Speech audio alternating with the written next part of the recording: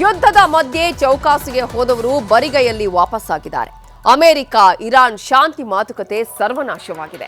ಬರಿಗೈಯಲ್ಲೇ ಎಲ್ಲಾ ನಾಯಕರು ವಾಪಸ್ ಹೋದರು.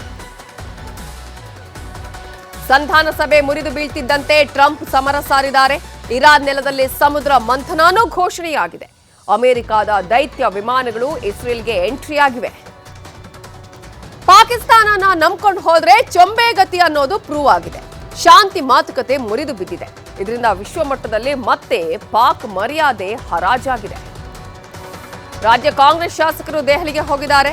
ನಿಷ್ಕ್ರಿಯ ಸಚಿವರು ದೇವಲೋಕದಿಂದ ಇಳಿದಂತೆ ಆಡೋರನ್ನ ಕಿತ್ತೆಸೆಯಬೇಕು, ನಮ್ಮನ್ನ ಮಂತ್ರಿ ಮಾಡಬೇಕು ಅಂತ ಕೇಳೋಕ್ ಹೋಗಿದ್ದಾರೆ. 20 ಭಾಷೆ 12,000 ಹಾಡು ಹಾಡಿದ ಗಾನ ಕೋಗಿಲೆ ಅಂದ್ರೆ ಆಶಾ ಭೋಸ್ಲೆ. 92 ವರ್ಷದ ಈ ಸ್ವರ ಸಾಮ್ರಾಜ್ಞೆ ಇಹಲೋಕ ತ್ಯಜಿಸಿದ್ದಾರೆ. ನಾಳೆ ಆಶಾಜಿ ಅಂತ್ಯಕ್ರಿಯೆ ನಡೆಯಲಿದೆ.